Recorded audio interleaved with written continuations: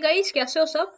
तो आज यार हम लोग डिस्कस करने वाले हैं एंथ्रोपोलॉजी एंड अर्थ साइंसेस के बारे में। ठीक है, तो सबसे पहले तो ये जान लो कि अर्थ साइंसेस क्या होता है। तो अर्थ साइंसेस में दो चीजें आती हैं, जियोग्राफी और जियोलॉजी। तो एक एक करके डिस्कस करेंगे, पहले जियोग्राफी फिर geology. Relationship of anthropology with geography. ठीक है, तो जियोग्राफी की डेफिनेशन देख लेते हैं पहले। Geography is study of earth crust, landscape, climate, hydrosphere, atmosphere and biosphere. तो आई होप सब लोगों ने ज्योग्राफी अगर कवर कर ली होगी तो ये सारी चीजें फॉर श्योर पढ़ी होंगी। अर्थ क्रस्ट पढ़ा होगा जियोमॉर्फोलॉजी में, लैंडस्केप अगेन जियोमॉर्फोलॉजी, क्लाइमेट पढ़ा होगा क्लाइमेटोलॉजी में, हाइड्रोस्फेयर पढ़ा होगा ओशिनोग्राफी में, एटमॉस्फेयर अगेन क्लाइमेटोलॉजी, और बायोस्फीयर ह्यूमन ज्योग्राफी में। तो ये सारा आई होप आप लोगों ने कवर कर लिया होगा, नहीं किया है तो आने वाले टाइम में कर लोगे। ठीक है, अब बात करते हैं relationship with socio cultural anthropology कि ज्योग्राफी की रिलेशनशिप सोशियो कल्चरल एंथ्रोपोलॉजी से कैसे है। तो एक व्यक्ति है जूलियन स्टीवर्ड, ठीक है, इसने एक कॉन्सेप्ट दिया कल्चरल इकोलॉजी का। इसका इसका मतलब क्या होता है, कल्चरल इकोलॉजी का मतलब होता है कि कल्चर और एनवायरनमेंट जो है उनका एक बहुत गहरा संबंध है। मतलब जिस तरह का एनवायरनमेंट होगा किसी एरिया का, उसी हिसाब से वहां पे जो रहने वाले लोग हैं उनका कल्चर बन जाएगा। मैं एक छोटा सा एग्जांपल यहाँ पे देना चाहूंगी। जैसे कि जो मुस्लिम्स होते हैं वहां पे हम लोगों ने देखा है कि मुस्लिम्स क्या होते हैं ना, उसकी वुमेन्स जो होती है वो बुर्खा पहनती है। तो इसका एक अगर मैं बैक टू द हिस्ट्री आपको लेके चलूं तो जहाँ पे इस्लाम का बर्थ हुआ था वो सऊदी अरेबिया, मतलब आसपास मक्का मदीना टाइप उस जगह हुआ था। तो वो क्या है, डेजर्ट एरिया है। वहां पे ना फ्रीक्वेंट स्टॉर्म्स आते थे, डस्ट स्टॉर्म्स आते थे। पढ़ा होगा आई होप आप लोगों ने ज्योग्राफी में कि डेजर्ट वाले एरिया में जब हवा चलती है ना तो जो डस्ट पार्टिकल्स होते हैं वो बहुत तेजी से उड़ते हैं। तो ऑब्वियसली अगर कोई लोग वहां पे रह रहे हैं तो वो अपना फेस कवर करके रहेंगे। तो सदियों तक जब वहां पे लोग रहे और उन्होंने अपना फेस कवर किया, स्पेशली वुमेन ने, क्योंकि उनकी स्किन ज्यादा डेलिकेट होती है। ठीक है, तो वो उनके कल्चर का एक पार्ट बन गया, वो बुर्का पहनना उनके कल्चर का पार्ट बन गया। ऐसे ही एक एग्जांपल, अगर डेजर्ट में है वो लोग तो वो वहां पे फसल नहीं होती होगी, तो ऑब्वियसली वहां पे वेजिटेरियन डाइट उनको मिलना उतना आसान नहीं था, इसीलिए they move towards the non vegetarian diet. तो यहाँ पे एक बहुत अच्छा, मैं कहूंगी, रिलेशनशिप देखने को मिलता है एनवायरमेंट और कल्चर के बीच में। ठीक है, अब एक और कॉन्सेप्ट होता है कल्चरल कोर का। कल्चरल कोर क्या होता है, some domains of culture have strong environmental relationship than other. कुछ ऐसे डोमेन्स होते हैं कल्चर के जिनका बहुत ज्यादा स्ट्रॉन्ग रिलेशनशिप होता है एनवायरमेंट से। ठीक है, डायरेक्ट रिलेशनशिप में कहूंगी तो उनको क्या बोलते हैं, कल्चरल कोर है, वो कोर कॉन्सेप्ट है कल्चर का। ठीक है, suggest that there is a relationship between man and environment. ठीक, उसके बाद में remaining aspect of culture having indirect relationship with environment is superstructure. एक तो कल्चरल कोर हो गया जिसका ऐसे डोमेन्स जिनका डायरेक्ट रिलेशनशिप है, और कुछ ऐसे डोमेन्स हैं कल्चर के बाकी बचे हुए जिनका इनडायरेक्ट रिलेशनशिप है।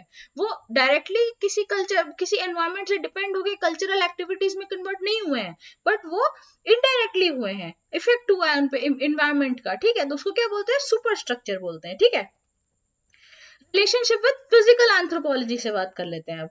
तो ज्योग्राफी में हम कॉन्सेप्ट पढ़ते हैं climate and its impact on humans. Example के लिए मैं बता देती हूँ, जैसे एक कॉन्सेप्ट आप लोगों ने पढ़ा होगा टेम्परेचर इन्वर्जन का। ठीक है, तो आपने टेम्परेचर इन्वर्जन का कॉन्सेप्ट पढ़ा होगा, फिर उसके नीचे ऑब्वियसली आपने एक सब टॉपिक पढ़ा होगा कि उसका इम्पैक्ट क्या होता है बायोस्फीयर पे, उसका इम्पैक्ट क्या होता है वेजिटेशन पे। ठीक है, तो वो हम पढ़ते हैं किसमें, ज्योग्राफी में, climate and its impact on humans. वैसे ही एंथ्रोपोलॉजी में एक कॉन्सेप्ट होता है क्लाइमेटिक एडेप्टेशन का, कि ह्यूमन जो है वो एनवायरनमेंट में कैसे अडेप्ट कर रहा है। ठीक है, तो इसमें भी क्या होता है, they both seeks to explain the impact of climate on man. ठीक है, एंथ्रोपोलॉजी और जियोग्राफी जो है वो दोनों क्या कर रहे हैं, impact of climate of man को एक्सप्लेन करने की कोशिश कर रहे हैं। समझ रहे हो, both study races and its distribution throughout the world। दूसरा पॉइंट है वो दोनों जो अगर ह्यूमन ज्योग्राफी आप लोगों ने पढ़ी होगी तो ह्यूमन ज्योग्राफी में भी यही पढ़ते हैं, रेस, पहले तो डिफरेंट रेसेस पढ़ेंगे और उन रेसेस का क्या डिस्ट्रीब्यूशन है अराउंड द ग्लोब वो भी पढ़ते हैं। वो तो हम एंथ्रोपोलॉजी में भी पढ़ते हैं और ज्योग्राफी में भी पढ़ते हैं।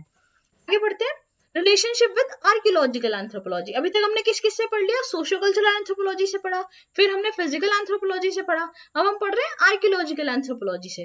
तो archaeological anthropology try to explain climatic regime of prehistoric time on the basis of tools and artifacts left over by man. तो हम इसमें क्या करते हैं ना, प्री हिस्टोरिक टाइम में क्या क्लाइमेटिक कंडीशंस रही थी, ये भी जो है जो एंथ्रोपोलॉजिस्ट होते हैं वो इस बारे में पता लगाते हैं, कैसे, on the basis of tools and artifacts left over by man. जैसे कि हम लोगों ने पढ़ा होगा कि मतलब एक आइस एज आई थी, तो आइस एज का पता कैसे चला, वो इस टाइप के टूल्स मिले, इस टाइप के आर्टिफैक्ट्स हमें जो है आर्कियोलॉजिकल एंथ्रोपोलॉजिस्ट को डिगिंग के टाइम पे मिले, जिससे उन्होंने ये अंदाजा लगाया कि अच्छा बहुत सालों पहले मतलब प्री हिस्टोरिक टाइम में कभी ना कभी आइस एज आई होगी। और जो ज्योग्राफर्स होते हैं वो भी इस बात को मानते हैं कि ऐसा हुआ था। तो यहाँ पे भी आके दोनों ज्योग्राफी और एंथ्रोपोलॉजी मिलते हुए नजर आते हैं। ठीक है, अब हम बात कर लेते हैं relationship of anthropology with geology से। ठीक है, तो जियोलॉजी क्या होता है, geology means study of rocks in earth crust. ठीक, अब आ जाओ मेथोडोलॉजीज इन्वॉल्व, ये कौन कौन सी मेथोडोलॉजी इन्वॉल्व करते हैं, जियोलॉजिस्ट डिगिंग करते हैं, डेटिंग करते हैं, लॉजिकल इंटरप्रिटेशन करते हैं।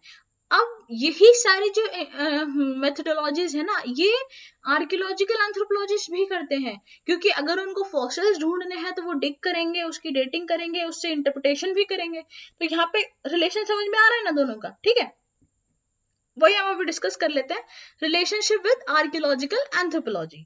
For prehistoric time anthropologists use techniques of geology to carry out study, यही वाली टेक्निक्स, डिगिंग, डेटिंग, अभी जो बात करी थी। उसके बाद में एक्सकेवेशंस करते थे, एक्सकेवेशन दोनों करते हैं, जियोलॉजी वाले भी करते हैं और एंथ्रोपोलॉजी वाले भी करते हैं। Knowledge of rocks and their time, ठीक है, नॉलेज ऑफ रॉक्स भी दोनों के लिए जरूरी है। कैसे, important study for of fossils, हम जो एंथ्रोपोलॉजिस्ट होते हैं उनको फॉसिल की स्टडी करनी होती है, इसीलिए वो लोग टाइप ऑफ रॉक पे जाते हैं कि सेडिमेंट्री रॉक है तो उसमें ऑब्वियसली ज्यादा फॉसिल्स मिलेंगे। ठीक है, तो यहाँ पे अब एक और पॉइंट आता है स्ट्रेटिग्राफी। तो यार स्ट्रेटिग्राफी ना क्या होता है, मैं आपको इमेज से समझाती हूँ। देखो ये आपको दिख रहा है, लेयर्स टाइप स्ट्रक्चर दिख रहा है, ये देखो ये एक लेयर है, ये एक लेयर है, इस पिक्चर में तो बहुत ही क्लियर दिख रहा है, ये देखो लेयर है, लेयर है, लेयर है, समझ रहे हो ना। तो इसको बोलते हैं क्या, स्ट्रेटा बोलते हैं इसको। तो जो स्ट्रेटिग्राफी का कॉन्सेप्ट है वो भी एंथ्रोपोलॉजिस्ट यूज करते हैं। कैसे करते हैं, मान लो कोई ऐसा फॉसिल है जो डिगिंग के टाइम में बहुत नीचे के स्ट्रेटा में मिला, बहुत नीचे की लेयर में मिला, इसका मतलब क्या है, वो बहुत ज्यादा पुराना है। अगर कोई थोड़ा सा ऊपर मिला तो वो थोड़ा कम पुराना है, समझ रहे हो ना। उसके बाद में लास्ट पॉइंट देखो, Pleistocene geology explain human migration. तो जो प्लिस्टोसीन जियोलॉजी है वो बताती है कि ऐसे क्या कंडीशंस हुई लैंडस्केप में, ऐसे क्या परिवर्तन हुए जिसकी वजह से ह्यूमन का जो है माइग्रेशन हुआ, वो अफ्रीका से जो है एशिया में, यूरेशिया में, ऑस्ट्रेलिया में, नॉर्थ अमेरिका में, साउथ अमेरिका में किस तरह से मूव हुए।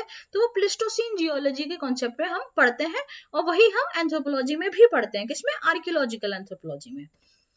आगे बढ़ते हैं, relationship with socio cultural anthropology. तो स्ट्रैटिफिकेशन का कॉन्सेप्ट है ना, वो हमने जियोलॉजी से लिया है। जो वर्ण सिस्टम में स्ट्रैटिफिकेशन हमें देखने को मिलता था ना, जो पुरानी सोसाइटी में जो वैदिक कल्चर था उसमें क्या होता था कि सबसे ऊपर जो है वो ब्राह्मण्स होते थे, देन फिर क्षत्रियास होते थे, उसके बाद में फिर जो है वैश्यास आते थे, देन फिर लास्ट में शूद्र आते। तो एक स्ट्रैटिफिकेशन बन रहा है ना, स्ट्रेटा दिख रहे हैं, सबसे नीचे का स्ट्रेटा, फिर ऊपर, फिर ऊपर, फिर और ऊपर। तो ये एक स्ट्रैटिफिकेशन का कॉन्सेप्ट है जो हमने कहाँ से लिया है, जियोलॉजी से लिया है।